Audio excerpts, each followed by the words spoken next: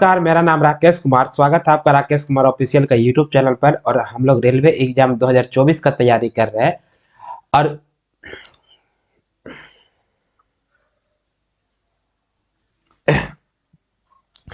जी नमस्कार, मेरा नाम राकेश कुमार। स्वागत है आपका राकेश कुमार ऑफिशियल के यूट्यूब चैनल पर। और हम लोग रेलवे एग्जाम 2024 का तैयारी कर रहे हैं, जिसके अंतर्गत हम लोग इतिहास यानी हिस्ट्री पढ़ रहे हैं। और हिस्ट्री में हम लोग जो है वो महाजनपद काल को पढ़ रहे हैं। जिससे कि हमने लास्ट क्लास में ही समझाया था आपको कि इस महाजनपद काल में टोटल महाजनपदों की संख्या कितनी थी, तो 16 महाजनपद थे। उस 16 महाजनपदों में जो है मगध जो है सबसे महत्वपूर्ण, सबसे शक्तिशाली महाजनपद होता है। और इस मगध जो है वो पूरा क्या करेगा कि पूरे अन्य 15 महाजनपदों के ऊपर जो है वह अपना धीरे धीरे जो है वह शासन विस्तार करते जाएगा और सबको अधिकार में ले लेगा। क्लियर है। तो इस मगध पे जो है वो सबसे पहला या सबसे इतिहास का पहला ऐतिहासिक राजवंश जो है, ठीक है, वो आपको हर्यक वंश होता है। और हमने आपको बताया था कि मगध पर जो है वह 7 राजवंशों का शासन होता है, जिसमें हम एक ट्रिक से हमने आपको समझाया था। ठीक है, वो ट्रिक क्या था? ट्रिक था आपका हसीन मुसुक्सा। ठीक है, क्या ट्रिक रहेगा? हसीन मुसुक्सा। ठीक है, इसको तो हमेशा याद रखिएगा आप लोग। हसीन मसुक्सा। हसीन मसुक्सा का मतलब क्या हो गया? ह से हो गया हर्यक वंश। ठीक है, ह से हो गया हर्यक वंश। सी से हो गया शिशुनाग वंश, जो हम लोग पढ़ लिए। न से हो गया नंद वंश। ठीक है, म से हो गया मौर्य वंश। सु से हो गया शुंग वंश। ठीक है, शुंग वंश। और क से हो गया कर्णव वंश।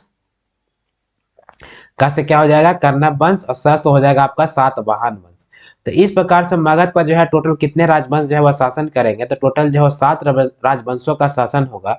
जिसमें जो है सबसे पहला जो है मगध पर कौन सा राजवंश होता है, तो हमारा हर्यक वंश होता है। पहला कौन सा वंश होगा? तो हर्यक वंश होगा। चलिए दूसरा स्लाइड ले लेते हैं। ठीक है, तो सबसे पहला जो है आपको हर्यक वंश होगा। चलिए थोड़ा जो इंपॉर्टेंट पॉइंट है, ठीक, उसको हम थोड़ा सा रिवाइज करके जो है फिर आगे बढ़ते हैं। ठीक है, पहले हर्यक वंश के बारे में बताया था। हर्यक वंश का जो है शासन हुआ कब से कब तक होता है, तो 544 ईसा पूर्व से लेकर के 412 ईसा पूर्व तक के शासन होता है। और इसमें जो हर्यक वंश में सबसे पहला शासक कौन रहेगा, तो इसमें सबसे पहला शासक जो है, सबसे पहला कौन शासक होगा? बिंबिसार। कौन शासक होगा? बिंबिसार। ठीक है, बिंबिसार।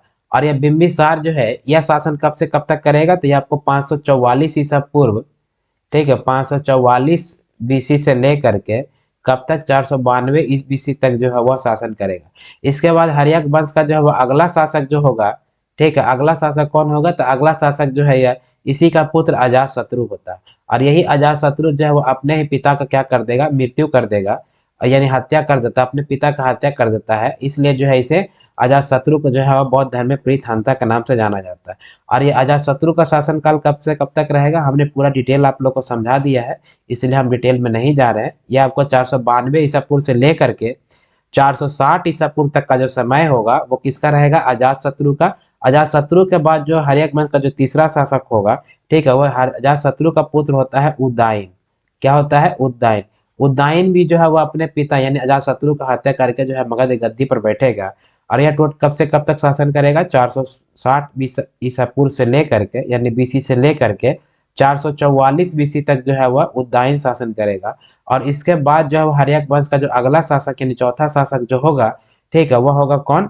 तो यह होगा आपका नागदशक। कौन होगा? नागदशक। और नागदशक जो है वह चूंकि एक कमजोर शासक रहता है, एक कमजोर और अयोग्य शासक रहता है, तो इसी का सेनापति जो है वह कौन रहेगा? आपको शिशुनाग।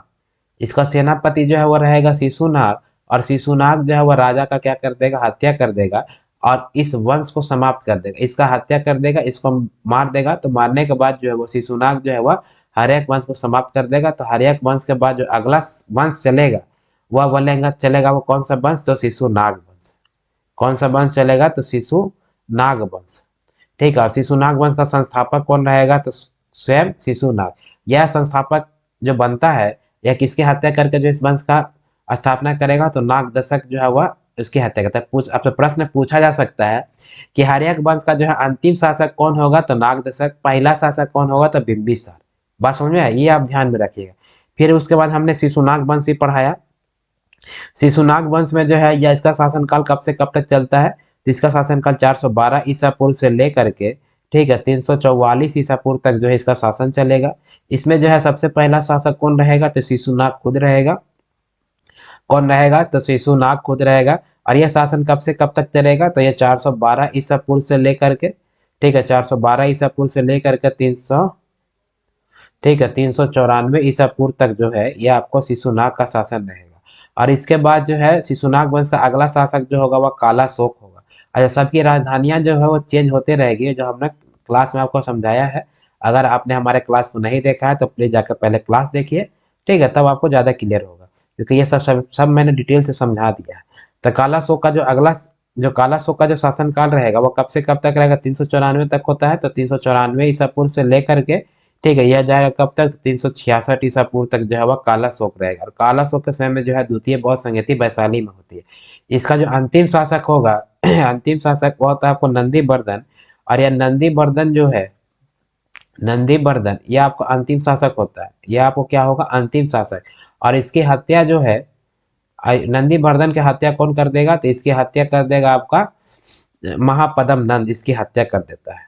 कौन कर देगा, महापदम नंद, ठीक है, महापदम नंद जो है इसकी हत्या कर देगा। और हत्या करने के बाद जो है, यानी कि शिशुनाग वंश को समाप्त कर देगा, इसका हत्या कर दिया तो शिशुनाग वंश का समाप्त हो गया। और अब महापदम नंद जो है एक अगला वंश का स्थापना करेगा, और वो तीसरा वंश क्या कहलाएगा, यह कहलाएगा आपका नंद वंश।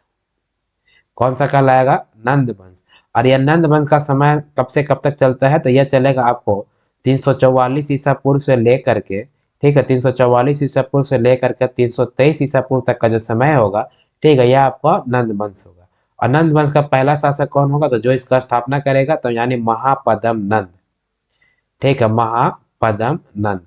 तो चलिए हम यहाँ तक हम लोग पढ़ चुके थे, ठीक है, चलिए आज हम इससे आगे बढ़ते हैं और नंद वंश के बारे में समझते हैं कि नंद वंश के बारे में क्या क्या है, ठीक है। तो चलिए टॉपिक ले लीजिए आप, नंद वंश, ठीक है। तो जैसे हम पढ़ाते हैं कि जो रहेगा उसको हम बीच में रखेंगे और इसी के इर्द गिर्द जो हम सारा बात करेंगे, तो आप लोग को भी जो है वह ज्यादा समझ में आएगा, ठीक है। तो नंद वंश का जो है सबसे पहले संस्थापक कौन हो जाएगा, तो नंद वंश का संस्थापक हो जाएगा महापदम नंद। जो है संस्थापक जो होगा कौन हो जाएगा, तो चलिए संस्थापक जो हो जाएगा इसका, ठीक है, संस्थापक, तो संस्थापक कौन हो जाएगा, तो महापदम नंद हो जाएगा। इसका नाम रहेगा महापदम नंद, ठीक है, महापदम नंद जो है इस वंश का संस्थापक होगा। और यही जो है आपका पहला शासक भी होगा, यानी नंद वंश का सबसे पहला शासक कौन होगा, तो महापदम नंद। यह महापदम नंद जो है, ठीक है, इस वंश का सर्वाधिक महाशक्तिशाली और यह संस्थापक होता है महापदम नंद। यह जाति से क्या रहेगा, यह महापदम नंद जो है, चलिए इसके बारे में देखते हैं। यह जाति का जो है वह नापित रहता है, ठीक है। नापित मतलब समझते हैं, नापित मतलब नाई, जो हेयर कटिंग करता है उसको हम नाई भी कहते हैं, या तो हम इसी को नापित भी कह सकते हैं। तो यह जाति से जो है वह नापित रहेगा, ठीक है। और यह जो है, यानी कि जब महापदम नंद होता है, ठीक है, इसके बारे में महापदम नंद जो है वह जितने जो राजपूत होंगे, वो मैक्सिमम राजपूतों को क्या करता है, उसको जो है वो मार देता है, यानी विनाश करके जो है वो अपने आप को जो है एक उपाधि जो है वह धारण करता है, जो उपाधि कहलाता है आपको क्षत्रियो का नाश करने वाला, ठीक। और क्षत्रियो को नाश करने वाला, तो इसको एक शब्द में देखेंगे तो लिखेगा सर्व छात्रांतक। यानी कि आपसे प्रश्न पूछा जा सकता है कि सर्व छात्रांतक की उपाधि जो है वह निम्नलिखित में से किसने लिया था, तो सर्व छात्रांतक की उपाधि किस कौन लेगा, तो महापदम नंद लेगा। It is a very very important. यह क्यों लेता है, क्योंकि सब छात्रांतक का मतलब होता है कि क्षत्रियो का नाश करने वाला, ठीक है, क्षत्रियो को क्या कर देगा, क्षत्रियो का नाश करने वाला जो है वह क्या कहलाएगा, नाश करने वाला जो है वह कहलाएगा सर्व छात्रांतक। तो सर्व छात्रांतक की उपाधि कौन लेता है, तो महापदम नंद जो है वह क्या लेगा, सर्व छात्रांतक की उपाधि लेगा। यहाँ तक समझने में कोई दिक्कत नहीं। देखिए नंद वंश जो है वह किस वंश के बाद आएगा, ठीक है, तो नंद वंश जो है वह आपको शिशुनाग वंश के बाद आएगा, ठीक है, ये याद रखिएगा, शिशुनाग वंश के बाद। और शिशुनाग वंश का अंतिम शासक कौन रहेगा, तो अंतिम शासक जो है, ठीक है, अंतिम शासक कौन रहेगा, नंदी बर्मन। कौन रहेगा, नंदी बर्मन। ऐसी नंदी बर्मन को जो है यह हत्या करके महापदम नंद जो है इस वंश को समाप्त कर देगा। इसके जगह पर जो है वह नंद वंश का स्थापना करेगा, जिसका संस्थापक जो है वह कौन हो जाएंगे, महापदम नंद। और महापदम नंद जो है नंद वंश के पहले राजा होंगे जो मगध गद्दी पर बैठेगा। और ये चूंकि जाति से क्या होते हैं, नापित होते हैं, ठीक। और यह बहुत महाशक्तिशाली जो है वह राजा होंगे महापदम नंद। यहाँ तक समझ में आया। यह जो है क्षत्रियो का नाश कर देते हैं, यानी क्षत्रियो को मार देते हैं, इसलिए इसे जो है सर्व छत्रांता की उपाधि धारण करते हैं। साथ ही साथ जो है राजपूत को या क्षत्रिय को, ठीक है, किसने मारा था? तो परशुराम भगवान ने मारा था। तो इसलिए जो है इसे दूसरा परशुराम का अवतार भी कहेंगे। ठीक है, इसे क्या कहेंगे हम? दूसरा परशुराम का अवतार भी कहेंगे। बात समझ में आया? दूसरा परशुराम। ठीक है, परशुराम भगवान ने जो है सारे क्षत्रियों को क्या कर दिया था? नाश कर दिया था। तो इसलिए इसे जो है दूसरा परशुराम का अवतार हम समझेंगे। क्या मानेंगे? अवतार मानेंगे। और अवतार के साथ साथ जो है इसे जो है वह क्या कहा जाएगा? तो इसलिए जो है इन्हें जो है भार्गव के नाम से भी जाना जाता है। यानी भार्गव की उपाधि या सर्व छत्रांता की उपाधि जो है वह किसने लिया था? तो महापद्म नंद ने लिया था। और यह क्यों लेगा? क्योंकि यह जितने क्षत्रिय होंगे, ठीक है, उस समय के मैक्सिमम क्षत्रियो क्या करते हैं? वह जान से मार देते हैं। इसलिए जो है इन्हें भार्गव या सर्व छत्रांता की उपाधि जो है इन्हें दी गई है। बात समझ में आया? और यह चूंकि यह जाति से जो है क्षत्रिय नहीं थे, इसलिए जो है जब ये राजा बने तो बहुत क्षत्रियों का क्या होने लगा? विरोध होने लगा। इसलिए जो है यह सारे क्षत्रियों को, चूंकि बहुत ही ज्यादा शक्तिशाली थे, इसलिए सारे क्षत्रियों को क्या कर देते हैं? नाश कर देते हैं। बात समझ में आया? इस महापद्म नंद का जो आपका अ, इसका जो नंद वंश का उस समय जब प्रधानमंत्री होगा, ठीक है, कौन? प्रधानमंत्री। प्रधानमंत्री का मतलब मंत्रियों का प्रधान। ठीक है, यानी राजा होगा आपका महापद्म नंद और प्रधानमंत्री कौन रहेगा? इनका नाम था आपका राक्षस। क्या नाम रहेगा? राक्षस। ठीक, और ये राक्षस एक्चुअल में इसका नाम राक्षस नहीं होता है, ये राक्षस का जो है असली नाम क्या रहेगा? तो इनका नाम रहेगा विष्णुगुप्त। ठीक है, क्या नाम है? विष्णुगुप्त। यानी कि इनके जो प्रधानमंत्री होंगे, किनके? आपका नंद वंश के राजा महापद्म नंद के जो प्रधानमंत्री होंगे, ठीक है, उनका नाम रहेगा राक्षस। और राक्षस का असली नाम क्या होगा? वह विष्णुगुप्त होगा। ठीक है, इसी वंश के जो है प्रथम शासक जो है महापद्म नंद है। ठीक है, और ये महापद्म नंद के जो प्रधानमंत्री होंगे वो आपको राक्षस होगा, जिनका नाम असली नाम विष्णुगुप्त है। इसी नंद वंश का जो आपको, चलिए यहाँ लिख देता है महापद्म नंद, तो ज्यादा आपको मैं समझने में भी आसान होगा। महापद्म नंद, सॉरी, महापद्म महापद्म नंद। ठीक है, यह इस वंश का जो है वह आपको संस्थापक है। ठीक, तो महापद्म नंद जो है, इन्हें जो है वह आपको केंद्रीय शासन पद्धति का जनक या पिता कहा जाता है। क्या कहा जाता है? केंद्रीय शासन पद्धति। केंद्रीय शासन पद्धति कहने का अर्थ है कि अभी जो भारत में जो शासन चल रहा है वो कैसा शासन चल रहा है? केंद्रीय शासन चल रहा है। ठीक है, कि एक जो ऊपर सबसे ऊपर में राष्ट्रपति होंगे, फिर प्रधानमंत्री होगा, प्रधानमंत्री के नीचे जो है वह कई मंत्री होंगे, राज्य का जो है वह मुख्यमंत्री होगा। तो इस प्रकार के शासन व्यवस्था को जो है केंद्रीय शासन व्यवस्था कहा जाता है। तो इस प्रकार का व्यवस्था जो है वह किसने जो है वह सबसे पहले लाया था? तो यह केंद्रीय शासन व्यवस्था जो है वह लाया था किसने? तो महापद्म नंद ने। ठीक, किसने लाया था? तो महापद्म नंद ने। व्यवस्था बोले या पद्धति बोलिए, ठीक है, यानी सिस्टम को, इस केंद्रीय शासन सिस्टम को जो है वह किसने लाया था? तो महापद्म नंद लाते हैं। इसलिए केंद्रीय शासन पद्धति का, ठीक है, केंद्रीय शासन पद्धति का जो है इन्हें क्या कहा जाता है? या तो हम जनक कह दे, ठीक है, या तो हम जनक कह दे, या इसे हम केंद्रीय शासन का जो है पिता भी कह सकते। किसे? महापद्म नंद को। क्योंकि ये जो आपको केंद्रीय शासन व्यवस्था जो है वह किसने लाया था? महापद्म नंद लाया था, जो कि नंद वंश का प्रथम शासक होता है। इसी वंश का जो है मतलब कि यह वंश जो है काफी ज्यादा उन्नति करता है और इसके पास जो है धन दौलत काफी ज्यादा हो जाएगी। तो इसके जो है धन दौलत के बारे में जो है वो चर्चा जो है वो किसने किया है? तो इसके धन दौलत के बारे में चर्चा किया है चीनी यात्री, ठीक है, हेन सांग ने। कौन करेगा? हेन सांग ने। हेन सांग कहाँ का रहने वाला है? ठीक है, तो हेन सांग जो है, ठीक है, हेन सांग जो है ये आपको चीनी यात्री है। ठीक है, यानी कि चीन का रहने वाला है और इसने भारत की यात्रा भी की थी। और यह आपने जब भारत की यात्रा करेगा तो उस समय जो है वो महापद्म नंद की जितनी भी धन दौलत होगी, ठीक है, उसकी चर्चा जो है वह करेगा कौन? तो आपको महापद्म नंद का धन दौलत के बारे में चर्चा कर रहा है आपको हेन सांग, जो कि कहाँ का रहने वाला था? तो ये आपको चीन का रहने वाला था, जो कि भारत का यात्रा करते हैं, इसलिए इसको चीनी यात्री भी हम कह सकते हैं। व्याकरण के जो आपको व्याकरण पुस्तक जो है, हमने छंद जब बताया था कि 6 प्रकार का है, उसमें एक था आपको छंद था कौन सा? व्याकरण। अब व्याकरण के जो रचयिता है कौन है? पाणिनि। ठीक है, व्याकरण के रचयिता जब पाणिनि होंगे, ठीक है, वो महापद्म नंद के प्रिय मित्र होंगे। ठीक है, कौन? आपको पाणिनि। और पाणिनि ने जो है किस पुस्तक की रचना की है? तो पाणिनि ने पुस्तक की रचना की है जिसका नाम क्या है? ठीक है, इनके द्वारा जो पुस्तक लिखा गया है वह पुस्तक का नाम है व्याकरण। ठीक है, क्या पुस्तक का नाम है? तो व्याकरण पुस्तक की जो रचयिता है पाणिनि, वह महापद्म नंद के क्या है? ठीक है, तो ये आपको मित्र रहेंगे। ठीक है, क्या है? मित्र रहे। यहाँ तक समझ में आया? यानी कि नंद वंश का संस्थापक होगा आपका महापद्मनंद, जो शिशुनाग वंश का जो अंतिम शासक नंदी वर्मन को जो हत्या करके या नया वंश का स्थापना करता है। महापद्मनंद जो है वह जाति से जो है वह नापित होंगे, यानी नाई होंगे, और यह चूंकि जो है जाति से नापित रहेंगे तो जितने भी क्षत्रिय रहेंगे वो क्षत्रियों का जो है वो मार देंगे, यानी नाश कर देंगे। इसलिए इन्हें जो है दूसरा परशुराम भी कहा जाता है, या हम इन्हें भार्गव भी कहते हैं, और साथ ही साथ जो है सर्व क्षत्रांता की उपाधि यह स्वयं को धारण करता है। इसका नंद वंश का जो है जो प्रधानमंत्री होगा, ठीक है, उनका नाम राक्षस होता है, लेकिन असली नाम क्या होता है, विष्णुगुप्त। केंद्रीय शासन पद्धति के पिता या जनक जो है किसे कहा जाता है, तो महापद्मनंद को जो है केंद्रीय शासन पद्धति का पिता या जनक के नाम से भी जाना जाता है। ठीक है, कौन केंद्रीय शासन पद्धति का पिता या जनक जो है किसे कहा जाता है, तो महापद्मनंद को कहा जाता है। यहाँ तक समझ में आया? ठीक है, यहाँ तक समझ में आया। इस वंश के शासन काल में जो है इस वंश के शासन काल में, ठीक है, कई विद्वान का भी जन्म होता है। यह भी आपको पूछ सकता है कि इन विद्वानों का जन्म जो है किस वंश के शासन काल में हुआ। तो कौन कौन से विद्वान का जन्म हुआ था इसके मतलब इसके शासन काल में? तो पहला आता है आपका उपवर्ष, यानी उपवर्ष का जो है उपवर्ष जो विद्वान है इनका जन्म हुआ है आपको नंद वंश के शासन काल में। ठीक है, साथ ही साथ आपका वर्ष, इनका भी जन्म हुआ इन्हीं के शासन काल में।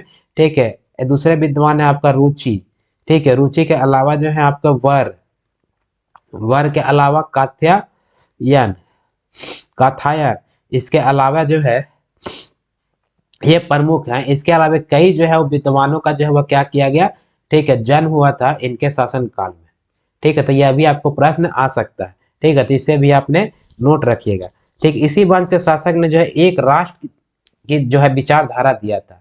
इनका कहना था कि जैसे आपका भारत जो है वह अखंड भारत है, ठीक है, उसी प्रकार से जो इनका कहना था क्या कि एक राष्ट्र होना चाहिए। ठीक है, ऐसा नहीं कि जो है एक जो है वो अगला राजा ये होगा, ठीक है, फिर कुछ क्षेत्र का राजा ये होगा, तो इससे जो है जो आक्रमण करने वाले जो शत्रु होंगे, ठीक है, वह उनको जो है आक्रमण करने में आसानी हो जाएगी। इसलिए जो है एक राष्ट्र की जो है अवधारणा किसने दिया था, तो एक राष्ट्र का अवधारणा देगा आपको नंद वंश का संस्थापक महापद्मनंद जो है वो इन्होंने ही एक राष्ट्र की अवधारणा दी थी। ठीक है, इस वंश का राजधानी कहाँ रहेगा, प्रत्येक वंश का राजधानी, ठीक है, तो इस वंश का राजधानी जो है वह पाटलिपुत्रा ही होगा। और इसके पहले भी जो है राजधानी कहाँ था, कालाशोक ने जो है राजधानी वैशाली से कहाँ कर लिया था, पाटलिपुत्रा कर लिया था। तो नंद वंश का जो है राजधानी महापद्मनंद के समय जो है वह कहाँ रहेगी, तो पाटलिपुत्रा रहेगी। यहाँ तक समझ में आया? यहाँ तक समझ में आया? इस समय के जो है मगध राजनीतिक दृष्टि से जो है अत्यंत शक्तिशाली हो जाता है।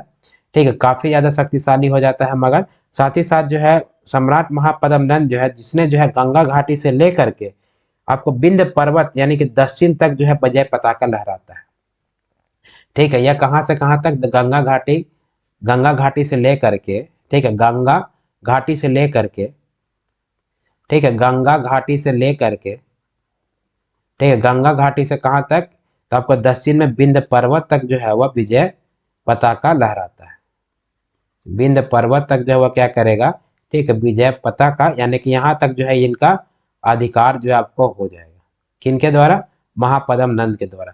महापद्मनंद जो है चूंकि कलिंग पर भी आक्रमण करेंगे, कलिंग कहाँ, यानी कलिंग पर भी आक्रमण करेंगे, लेकिन पूर्ण रूप से जो है कलिंग को मगध में नहीं मिला पाते। कलिंग पर आक्रमण करेंगे लेकिन कलिंग को जो है पूर्ण रूप से क्या नहीं मिला नहीं पाएंगे। किसमें नहीं मिला पाएंगे, आपको मगध में जो है वह नहीं मिला पाते हैं कलिंग को।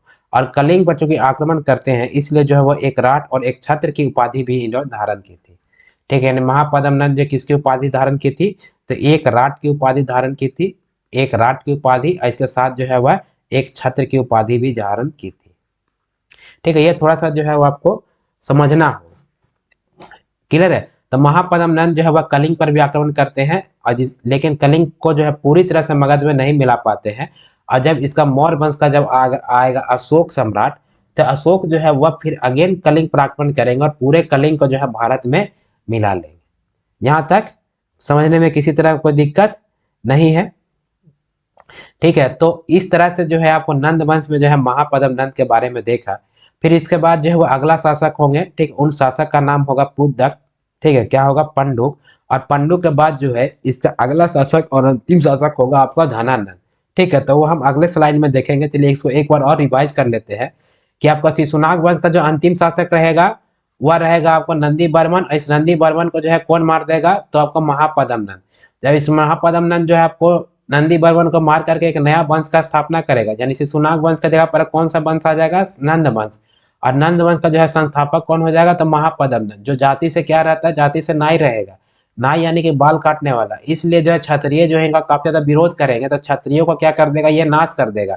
और चूंकि जो है भगवान परशुराम भी क्षत्रियों का नाश करते हैं, इसलिए जो है महापद्म नंद को दूसरा परशुराम भी कहा जाता है। और यह बहुत शक्तिशाली और महत्वपूर्ण जो है वह शासक होते हैं मगध के। यहाँ तक समझ में आया। अभी जो है महापद्म नंद जब शासन करेंगे तो नंद वंश का जो प्रधानमंत्री होंगे, ठीक है, उनका नाम रहेगा राक्षस। क्या नाम रहेगा, राक्षस। और उनका असली नाम जो है क्या होगा, विष्णुगुप्त। केंद्रीय शासन पद्धति का जो है जनक या पिता किन्हें कहा जाता है, महापद्म नंद का। केंद्रीय शासन पद्धति जो अभी जो आप शासन पद्धति देखते हैं भारत का, वो कैसी शासन पद्धति है, तो केंद्रीय शासन पद्धति है। ठीक है, ये केंद्रीय शासन पद्धति जो है जो डिसेंट्रलाइजेशन जो है वह होता है, यानी ऊपर से जो है वह नीचे की ओर जो है फैलता जाएगा। क्लियर है। तो केंद्रीय शासन पद्धति के जनक यानी किसने केंद्रीय शासन पद्धति का जो है वह जनक कहा जाता है या इसका पिता कहा जाता है, महापद्म नंद को। बात समझ में आया। अच्छा, इसके बाद जो है आपको जो व्याकरण पुस्तक है, व्याकरण पुस्तक के जो रचयिता है आपका पाणिनि ऋषि। ठीक है, पाणिनि जो है वह महापद्म नंद के जो है वह काफी प्रिय मित्र रहेंगे। क्लियर है। इन्होंने जो है एक राट और एक छत्र की उपाधि भी धारण किया था। ठीक है, एक राट और एक छत्र की उपाधि क्यों धारण करेंगे, क्योंकि यह कलिंग पर जो है वह आक्रमण करते हैं। कलिंग पर आक्रमण तो जरूर करेंगे, लेकिन इन्हें जो है कलिंग को जो है पूरी तरह से मगध में नहीं मिला पाते, जिसको बाद में जाकर के अशोक जो है वह मिला देगा, जो हम आगे डिटेल से पढ़ेंगे। तो जब कलिंग पर आक्रमण करते हैं तो इसलिए जो इन्होंने एक राट और एक छत्र की उपाधि धारण करते थे। हम कहानी जैसा पढ़िए। ठीक है, एक राट और एक छत्र की उपाधि धारण क्यों करेंगे, क्योंकि इन्होंने कलिंग पर आक्रमण किया था। साथ ही साथ एक राष्ट्र की अवधारणा जो है वो किनके द्वारा दिया गया है, तो ये एक राष्ट्र की अवधारणा जो है वह दिया गया है महापद्म नंद के द्वारा दिया गया है। ठीक है, यहाँ तक समझ में आया। नंद वंश के समय जो है जब महापद्म नंद जो है शासन करता है, तो उसी के समय जो है वह कई विद्वानों का जो है वह जन्म होता है, जिनमें है आपका उपवर्ष है, वर्ष है, रुचि है, वर है और कथ्यायन है। ठीक है, आपका नंद वंश का जो धन दौलत के बारे में जो चर्चा है यह आपको मिलता है किनके द्वारा, तो आपको हेनसांग कहाँ के रहने वाले हैं, तो आपको चीनी यात्री है, चीन के रहने वाले। ठीक है, तो ये नंद वंश का जो धन दौलत है उनकी चर्चा जो आपको हेनसांग के द्वारा आपको दिखाई देती है। यहाँ तक समझ में आया। अच्छा, इसके बाद जो है हम पढ़ रहे हैं नंद वंश। ठीक है, वो थोड़ा सा ज्यादा ये हो गया, हमको 2 स्लाइड में लेना चाहिए था। चलिए नेक्स्ट बार से हम ध्यान रखेंगे। तो नंद वंश जो है आपका, नंद वंश का पहला शासक कौन रहा, तो नंद वंश का पहला शासक जो है वो महापद्म नंद रहे। कौन रहे, महापद्म नंद। और महापद्म नंद जो है इनके बाद जो अगला शासक होगा, ठीक है, अगला शासक होगा वह होगा पंडुक। कौन होगा, पंडुक। और पंडुक के बाद जो अगला शासक होगा इन्हें कहा जाता है धनानंद। क्या कहा जाता है, धनानंद। यह जब धनानंद जो है आपका मगध के शासन होंगे, यानी मगध का जब राजा होगा, ठीक है, यह धनानंद जो है वह एक प्रकार से देखा जाता है ये बहुत ही क्रूर शासक है और बहुत ही लालची शासक है। ठीक है, क्या है, लालची है और साथ ही साथ जो है यह क्रूर शासक है। ठीक है, क्रूर शासक। क्रूर शासक कहने का अर्थ क्या है कि इसे जो है जनता से कोई मतलब नहीं रहता है। यह धनानंद जो है बहुत ही लालची रहता है, सारा पैसा जो है वह मतलब राज्य के विकास के लिए जो है कोई पैसा खर्च करना नहीं चाहता है। यह जितना चाहता है इसको पैसा से बहुत ही ज्यादा प्यार होता है। और साथ ही साथ जो है यह मतलब कि दारू पीने में, या उसको हम यहाँ पे दारू बोलना ठीक नहीं है, ठीक है, उसको हम मतलब मद्यपान में जो है वह काफी ज्यादा व्यस्त रहता है, वैश्यवृत्ति में जो है काफी ज्यादा व्यस्त रहता है धनानंद। और यही धनानंद जो है वह नंद वंश का क्या हो जाएगा, यह आपका अंतिम शासक हो जाएगा। ठीक है, यह क्या हो जाएगा, यह अंतिम शासक हो जाएगा। और धनानंद के द्वारा ही जो है आपको कलिंग में इनके द्वारा क्या काम किया जाता है, तो कलिंग में जो है वह एक नहर का निर्माण किया जाएगा। धनानंद का पहले जो है महापद्म जब पहले शासक थे तो इन्होंने जो है कलिंग पर जो आक्रमण किया था, लेकिन पूरी तरह कलिंग को नहीं मिला पाते। कलिंग का कुछ पार्ट जो है वह मगध में मिला लिया था। तो जो कलिंग का पार्ट जो मगध में मिला लिया था, उसी कलिंग में जो है वह क्या किया था, इन्होंने नहर का निर्माण करेगा। कौन नहर का निर्माण करेगा, तो ये धनानंद जो है वह नहर का निर्माण करता है। बात समझ में आया। तो महापद्म प्रथम शासक, इसके बाद पुंडक जो है वह नंदवंश का संस्थापक होंगे, इन्होंने कोई खास काम नहीं किया है। इसके बाद जो अगला शासक होगा वह धनानंद होगा। धनानंद जो है बहुत ही लालची और क्रूर शासक होता है।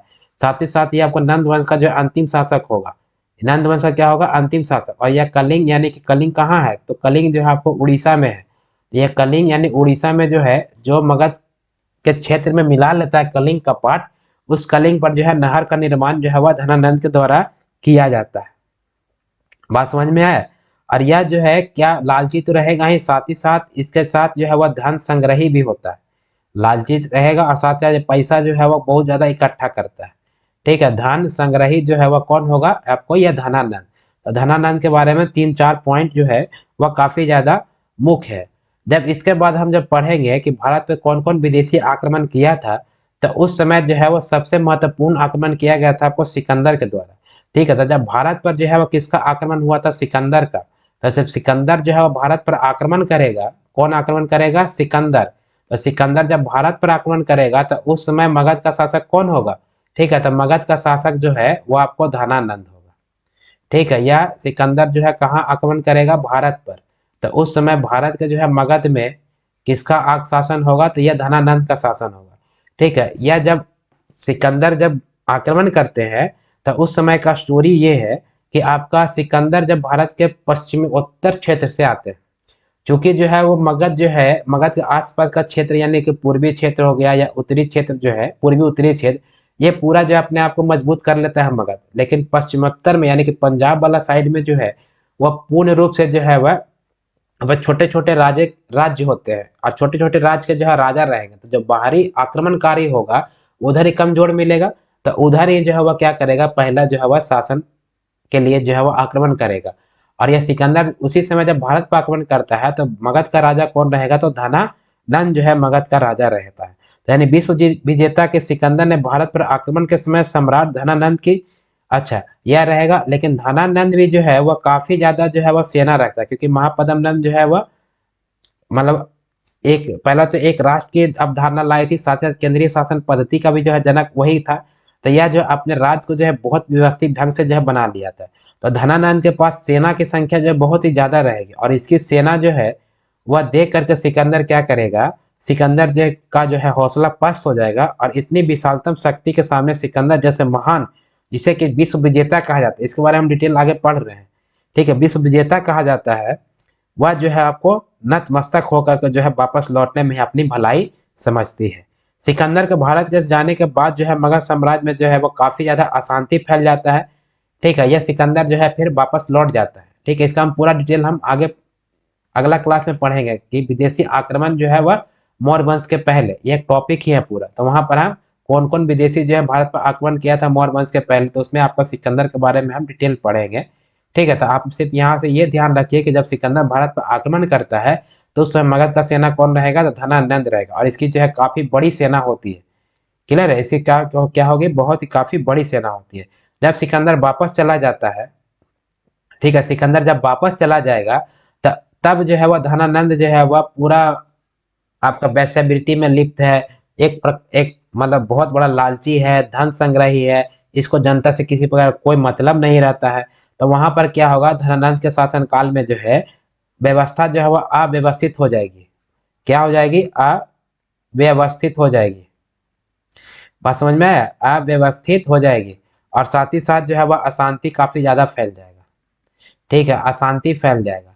अब अशांति फैल जाएगा, शासन व्यवस्था पूरा अव्यवस्थित हो जाएगी, तो इसका जो है प्रजा जो है वो काफी ज्यादा अत्याचार से जो है ग्रस्त हो जाएंगे, और पूरे राज्य में जो है वो अराजकता फैल जाएगा। यानी किसके शासन काल में अराजकता फैल जाती है मगध में, तो धनानंद के शासन काल में। क्यों कि इसको इसको जो है किसी से कोई मतलब ही नहीं रहता, जनता जो है वो क्या कर रहा है क्या नहीं कर रहा है इसको कोई मतलब नहीं है। इसको सिर्फ जो है उस समय टैक्स वसूलता है, और अपना जो है बहुत ही ज्यादा धन को जो है वह कलेक्शन संग्रह करता है। बात समझ में आया। तो इससे जो है आपका लोग जो है वह काफी ज्यादा क्या होंगे, ठीक है, लोग जो है वह काफी ज्यादा परेशान हो जाएंगे। तो इस धनानंद से जो है वो जनता परेशान है, इसी का फायदा उठा करके, फायदा क्या बोलेंगे, यह धनानंद जब मगध का शासन जब कर रहा था और जब सिकंदर भारत पर आक्रमण कर रहा था, तो उस समय जो है वो चाणक्य की एंट्री होती है। ठीक है, किनकी एंट्री, चाणक्य। और यह चाणक्य जो है वो मदद मांगने के लिए जो है वह जाते हैं धनानंद के पास, और धनानंद से कहते हैं कि सिकंदर जो है वह भारत पर आक्रमण करना चाहता है, तो आपको जो है सिकंदर को जो है वह पश्चिम उत्तर यानी पंजाब वाले क्षेत्र में ही आपको रोकना चाहिए। तो धनानंद कहता है कि हम जो है जब सिकंदर मगध पर आक्रमण करेगा तो हम समझ लेंगे। ठीक है, हमको जो है वो कोई मतलब ही नहीं है, क्योंकि वह जानता था कि इसके पास जो हाथियों की संख्या काफी ज्यादा अधिक थी, सेना की संख्या काफी ज्यादा अधिक थी। तो ये चाणक्य को जो है वह काफी ज्यादा जो है बेइज्जत करके जो है वह अपने दरबार से निकाल देता है। फिर चाणक्य जो है वह कसम खाते हैं। ठीक है, धनानंद एक्चुअली क्या करता है कि उनके जो मतलब पंडित या ब्राह्मण जो उनकी एक चुटिया होती है, तो चुटिया का जो है वह मतलब खींच करके जो है वह चाणक्य को दरबार से बाहर कर देता है। तो धनानंद जो है वह काफी ज्यादा जो है क्रूर रहता है, अराजकता फैलाता है, और वह उसी का दुष्परिणाम होता है कि चाणक्य के साथ भी जो है वह सही व्यवहार नहीं करता है। तो इससे चाणक्य जो है वो गुस्सा हो जाते हैं, और चाणक्य जो है वहीं पर अपने मतलब चुटिया का जो है उसको पकड़ के कसम खाएंगे, प्रण लेंगे कि हम जब तक जो है आप मगध गद्दी से तुमको नहीं उतार करके एक योग्य शासक को नहीं बैठा देते हैं, तब तक अपनी जो है वह चोटी हम नहीं बांधेंगे। ठीक है, तो इसी चीज का जो है, चूंकि वहां पे जनता का जो अराजकता काफी ज्यादा फैला हुआ है, तो चाणक्य जो है वो इन सब का जो है वो फायदा उठा करके चाणक्य क्या करेंगे कि चंद्रगुप्त मौर्य की सहायता से, किसकी सहायता से, चंद्रगुप्त मौर्य की सहायता से, ठीक है, चंद्रगुप्त मौर्य की सहायता से जो है वह चाणक्य क्या कर देंगे कि चंद्रगुप्त मौर्य के द्वारा जो है वह धनानंद की मृत्यु हो जाएगी। यानी धनानंद को कौन मारेगा, तो चंद्रगुप्त मौर्य मारेगा। ठीक, चंद्रगुप्त मौर्य जो है वह मार देगा, और इस नंद वंश के जगह पर जो है अगला वंश कौन आएगा, तो मौर्य वंश आएगा। ठीक है, कौन आएगा, तो मौर्य वंश का जो है वह स्थापना करेगा कौन, चंद्रगुप्त मौर्य। और यह चंद्रगुप्त मौर्य जो है वह किसको मार कर करता है, तो नंद वंश का अंतिम शासक धनानंद की मृत्यु करके जो है वह मौर्य वंश का जो है वह स्थापना करता है। तो यानी कि अभी जो है वह कौन अगला वंश कौन सा पढ़ेंगे, तो मौर्य वंश पढ़ेंगे। यहाँ तक समझ में आया। नंद वंश का फिर से एक बार, नंद वंश का जो है प्रथम शासक कौन होता है, महापदम नंद। जब नंद वंश के प्रथम शासक महापदम नंद होंगे, तो महापदम नंद के बारे में हमने पिछले स्लाइड में काफी कुछ देखा। फिर इसके बाद अगला शासक जो है पुलक होगा, फिर इसके अंतिम शासक जो है धनानंद होते हैं। धनानंद जो है काफी ज्यादा क्रूर शासक होगा, लालची होगा, साथ ही साथ धन संग्रह ही करेगा। इसको जो है जनता से कोई मतलब नहीं है, खाली टैक्स का पैसा वसूलेगा। और यह नंद वंश का जो अंतिम शासक होता है, इसके द्वारा सिर्फ एक ही काम किया जाता है कि कलिंग जो मगध का क्षेत्र में जो रहता है, ठीक, वो वहां पर जो एक नहर का निर्माण करता है। ठीक, इसके पास जो है सेना काफी ज्यादा अधिक होती है। बात समझ में आया। जब सिकंदर जो है भारत पर आक्रमण करता है, तब जो है उस समय मगध का राजा जो कौन रहेगा, तो धनानंद रहेगा। और इसी सिकंदर को रोकने के लिए जो है चाणक्य जो है वो धनानंद से जो है मदद मांगने जाते हैं, जिसको जो है बेइज्जती करके जो है चाणक्य को क्या करते हैं, दरबार से निकाल देते हैं। और चाणक्य जो है वो प्रण करते हैं कि हम तब तक तुम्हें जो है इस मगध गद्दी से उतार न दे और एक योग्य शासक को जब तक बैठा न दे, ठीक है, हम शांत नहीं रहेंगे। और यही चाणक्य के जो है वो चंद्रगुप्त मौर्य के सहायता से जो है वो चंद्रगुप्त मौर्य क्या करेगा कि धनानंद का जो है वो मृत्यु कर देगा। क्या करेगा, ये मृत्यु कर देगा, और नंद वंश के जगह पर जो है एक नया वंश का स्थापना करेगा चंद्रगुप्त मौर्य, और उस वंश का कहलाएगा मौर्य वंश। क्या कहलाएगा, मौर्य वंश। तो यानी कि हमने पढ़ा, पहला पढ़ा आपको हर्यक वंश। ठीक है, हर्यक वंश पढ़ लिया। फिर इसके बाद जो हमने पढ़ा शिशुनाग वंश। ठीक है, शिशुनाग वंश, शिशुनाग वंश के बारे के बाद जो है वह नंद वंश, ये भी हमने पढ़ लिया, नंद वंश। और नंद वंश के बाद हम पढ़ेंगे मौर्य वंश। बात समझ में आया। तो इस प्रकार से जो हम लोग 3 वंश पढ़ चुके हैं। ठीक है, हर्यक वंश, शिशुनाग वंश, नंद वंश, और अगला हम जो पढ़ेंगे मौर्य वंश। मौर्य वंश का स्थापना कौन करेगा, तो चंद्रगुप्त मौर्य। ठीक है, चाणक्य की सहायता से। और यह स्थापना जो है किसके जगह पर करता है, तो नंद वंश के जगह पर। नंद वंश का जो अंतिम शासक धनानंद को हम मार देगा चंद्रगुप्त मौर्य, और एक नया वंश की स्थापना करेगा, जिसे कहलाएगा आपको मौर्य वंश कहा जाएगा। क्या कहलाएगा, मौर्य वंश कहलाएगा। तो हम अगले क्लास में जो है मौर्य वंश के बारे में पढ़ेंगे। लेकिन मौर्य वंश से पहले जो है वह कुछ विदेशी आक्रमणकारी जो है वह भारत पर आक्रमण करता है। ठीक है, उसके बारे में पहले पढ़ेंगे, तब जो है जाकर के हम मौर्य वंश में पढ़ेंगे। और मौर्य वंश में जो है 3 प्रमुख शासक होंगे। इसमें जो है आपका चंद्रगुप्त मौर्य होगा, उसके बाद बिंदुसार होगा, और उसके बाद महान सम्राट अशोक। ये सारा डिटेल जो है वह मौर्य वंश, और मौर्य वंश जो है काफी लंबा चलेगा। ठीक है, तो आप लोग संयम बनाए रखिएगा और क्लास में बने रहिएगा। फिर मिलते हैं, आज के लिए इतना ही रखता हूँ, फिर मिलता हूँ अगले क्लास में। तब तक के लिए जय हिंद, जय भारत। अगर आप हमारे चैनल पर नए हैं तो चैनल को सब्सक्राइब कीजिए, क्लास अच्छा लग रहा है तो लाइक कीजिए, और अपने दोस्तों को भी शेयर कीजिए। तब तक के लिए जय हिंद, जय भारत, नमस्कार।